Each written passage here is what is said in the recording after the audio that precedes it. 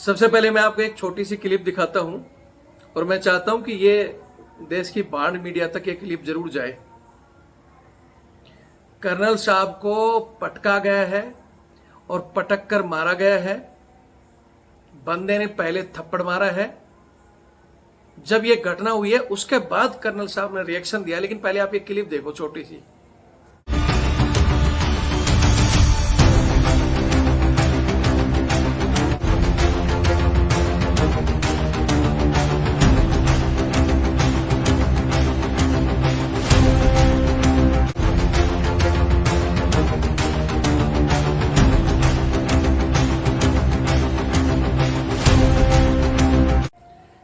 ये अब आपने जो छोटी छोटी 3 क्लिप देखी हैं, आगे ये 1.5-2 मिनट का वीडियो है।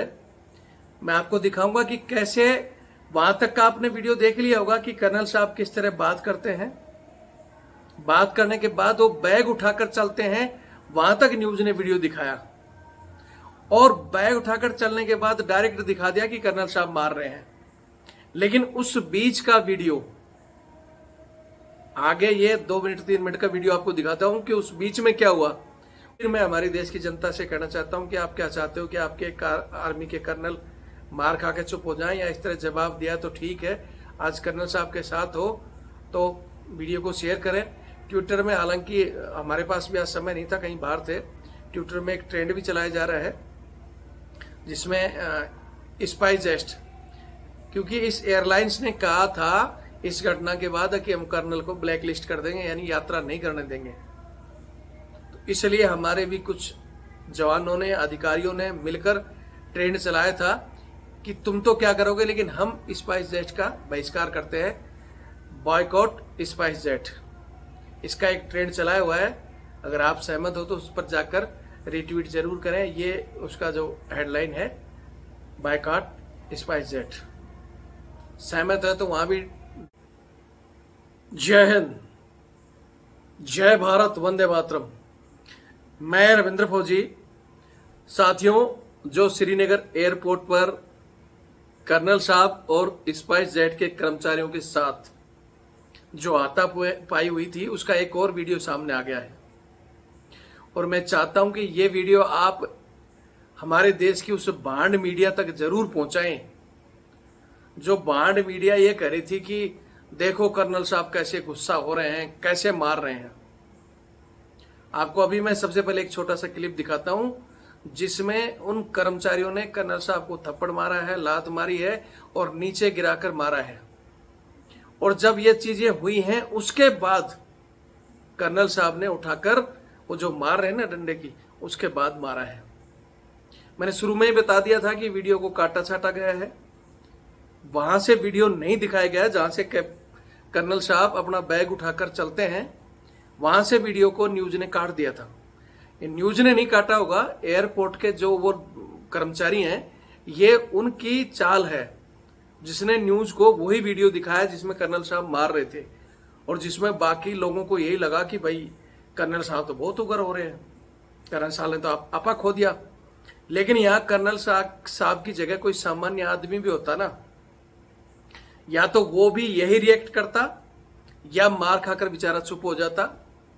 लेकिन कर्नल साहब को अपनी वर्दी, अपनी सेना की इज्जत के लिए जब उनको ये लगा कि अब बात इज्जत पे आ गई है, तब उन्होंने वो उठाया और तब इनको अच्छे से धोया है।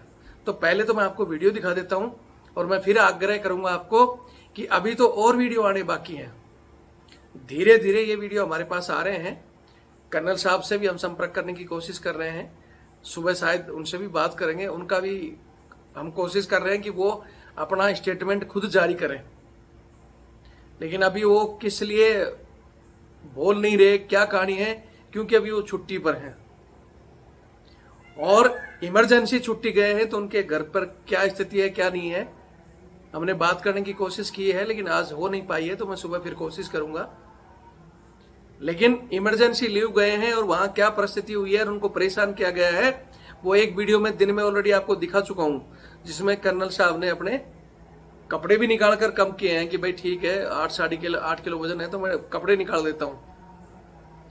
एक्स्ट्रा पेमेंट के लिए भी कहा है कि ठीक है 1200 उन्होंने पेमेंट कर भी दी थी।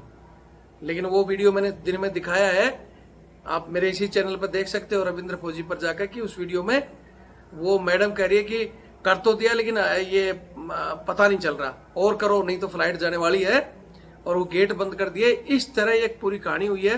सबसे पहले तो ये वीडियो देख लो, फिर हम भांड मीडिया से सवाल करेंगे कि तुमने जो सारा आरोप कर्नल साहब पर मढ़ दिया था, जब तुम्हारे पास वो वीडियो भेजे गए थे जहां से आपको स्पष्ट दिखा रहा है कि पहले कम से कम 2-4 मिनट कर्नल साहब की उनकी बात होती है, सब कुछ हो रहा है, और उसके बाद जब वो ठाकर बैग चलते हैं वहां से सीधा ही लड़ाई का वीडियो दिखाया गया, उस बीच का वीडियो काटा गया। तो भांड मीडिया में इतना अक्ल नहीं है कि वो पूरा वीडियो मांग ले। पूरा वीडियो नहीं मांग सकते क्या आप? या फिर इसी तरह के या बिल्कुल ओरिजिनल वीडियो हम आपके पास भेजते हैं कि भाई ये देखो जवान के साथ घटना हुई है, पुलिस ने ये किया है, जब तो तुम दिखाते नहीं हो, तब तो आप बोलते हो कि हमें पूरा प्रूफ चाहिए, वो चाहिए, और यहां तुम्हारे को काट कर वीडियो डाला गया और तुमने उसका तूफान मचा दिया। कर्नल साहब ने ये कर दिया, आर्मी के अधिकारी ने ये कर दिया, मतलब तुमने आर्मी की छवि को भी बख्शा नहीं है। हालांकि मैं फिर कह रहा हूं कि जिन लोगों ने इस तरह कर्नल साहब के साथ किया, ये वो लोग हैं जिनके दिमाग में कहीं ना कहीं सेना के और आर्मी के प्रति नफरत भरी हुई है, और ये वो मीडिया है जिन्होंने वहां कनेक्ट होकर जो बाहर से फंडिंग के आधार पर चलती है, और वो ढूंढती हैं कि कहां सेना की छोटी सी बात को हम बढ़ा चढ़ा कर बताएं, और वही बताया गया है। अब जनता को तय करना है कि गलत कौन है, सही कौन है। कर्नल साहब ने जब इस तरह का प्रहार और उसके बाद इनको ढंग से धोया है, मैं तो कह रहा हूं कि और धोना चाहिए था, और फोन करना चाहिए था, वहां फोन करके बुलाना चाहिए था क्यूआरटी को, और अच्छी तरह उनकी तुड़ाई होनी चाहिए थी। लेकिन हमारे उच्च अधिकारियों ने पता नहीं क्या समझकर ये, या इनकी घर की परिस्थिति की वजह से छुट्टी निकल गए, वरना वहां इलाज होना चाहिए था। ये इलाज नहीं हो रहा, इसलिए घटनाएं बढ़ रही हैं। कर्नल बाद साहब और उनके बच्चे के साथ वो एनकाउंटर स्पेशलिस्ट बढ़ रहे थे ना, हालांकि अभी उनकी सीबीआई जांच चल रही है, क्या निकल कर बाहर आता है, हाथ पैर भी जोड़ रहे हैं अभी वो। लेकिन ऐसी घटनाओं पर जब तक सेना इनका ढंग से इलाज नहीं करेगी, जैसे पहले समय समय पर सेना डोज देती थी ऐसे लोगों का, तो सेना की तरफ ऐसे आंख करने के लिए भी 4 बार सोचते थे कि ये कर्नल है, वो भी कर्नल रैंक, जो दुश्मनों के दांत खट्टे करता है, जिसके अंडर में एट टू टाइम वो ट्रेंड 1000 आदमियों को ऊपर कमांड करता है, जो किसी को भी हिलाने के लिए काफी हैं।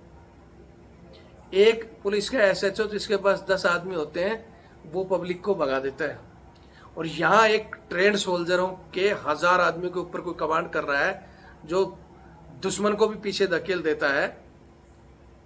उस आदमी पर इन्होंने ऐसे हाथ उठा दिया, और फिर इनको लगा कि अब ये चीजें बाहर जाएंगी और सेना इनकी कुटाई करेगी। इस वजह से इन्होंने ड्रामा किया है। वो सारा वीडियो जो दिखाया जा रहा था ना, रो रहा था वो, मेरी कमर की रीढ़ की हड्डी तोड़ दी फलाना। आज मैंने और वीडियो देखा जो घर पर चद्दर ओढ़कर सो रहा है। अरे रीढ़ की हड्डी टूटी है तो उसको हॉस्पिटल में भेजो ना भैया, एडमिट होना चाहिए उसको। तो वो घर में सो रहा है, रीढ़ की हड्डी टूटा हुआ, और न्यूज दिखा रही है रीढ़ की हड्डी जबड़ा तोड़ दिया फलाना। फिर ये सारे वहां घूम कैसे रहे हैं? और दूसरी बात, उसी वीडियो में जब अगर कर्नल साहब ने इतना मारा और उनकी हड्डी टूटी थी, तो उसके बाद में भी वो कर्नल साहब को थप्पड़ मारने जा रहा है। मैंने वीडियो में दिखाया आपको, कर्नल साहब को एक थप्पड़ मार रहा है, एक लात मारने के लिए भाग रहा है, वहां तक ये आराम से डोल रहे थे। लेकिन जब इनको पता है कि धीरे धीरे सच्चाई तो बाहर आनी है, इसलिए इन्होंने प्लानिंग के तहत इनको किसी ने सलाह दी है कि भैया मेडिकल वगैरह कर लो, ड्रामा कर लो, तुम्हारी जान बच जाएगी। जान तो नहीं बचेगी। ध्यान रखना, ये जैसे जैसे वीडियो बाहर आ रहे हैं, जो भी उनके सपोर्टर थे उनका कैसे सेना इलाज करती है और कब करती है वो जल्दी बता देंगे। और जो न्यूज बढ़ा चढ़ा के बोल रहे थे ना, तुम भी थोड़ा सा समझ जाओ, तुम्हारा इलाज भी होगा जो तुमने इस तरह सेना के एक वरिष्ठ अधिकारी और पूरी सेना के ऊपर बिना सोचे समझे इस तरह की न्यूज डाली है। फिर मैं हमारी देश की जनता से कहना चाहता हूं कि आप क्या चाहते हो कि आपके आर्मी के कर्नल मार खा के चुप हो जाएं, या इस तरह जवाब दिया तो ठीक है, आज कर्नल साहब के साथ हो तो वीडियो को शेयर करें। ट्विटर में, हालांकि हमारे पास भी आज समय नहीं था, कहीं बाहर थे, ट्विटर में एक ट्रेंड भी चलाया जा रहा है जिसमें स्पाइजेस्ट, क्योंकि इस एयरलाइंस ने कहा था इस घटना के बाद कि हम कर्नल को ब्लैक लिस्ट कर देंगे, यानी यात्रा नहीं करने देंगे। तो इसलिए हमारे भी कुछ जवानों ने, अधिकारियों ने मिलकर ट्रेंड चलाया था कि तुम तो क्या करोगे, लेकिन हम स्पाइस जेट का बहिष्कार करते हैं, बॉयकॉट स्पाइस जेट। इसका एक ट्रेंड चलाया हुआ है। अगर आप सहमत हो तो उस पर जाकर रिट्वीट जरूर करें। ये उसका जो हेडलाइन है, बॉयकॉट स्पाइस जेट। सहमत है तो वहां भी जरूर ट्विटर में हिस्सा लें और वीडियो को शेयर करें। और ये जो पाकिस्तानी प्रेमी है, क्योंकि ये वहां के कुछ लोगों के दिल में पाकिस्तानी प्रेम भरा हुआ है। मैं बार बार एक शब्द बोल रहा हूं कि मेरी वहां 7-8 साल की सर्विस में, जिसमें हमने खूब अच्छे से देखा है कि पाकिस्तान जीतता था तो पटाखे फोड़ते थे और हिंदुस्तान जीतने पर टीवी फोड़ते थे।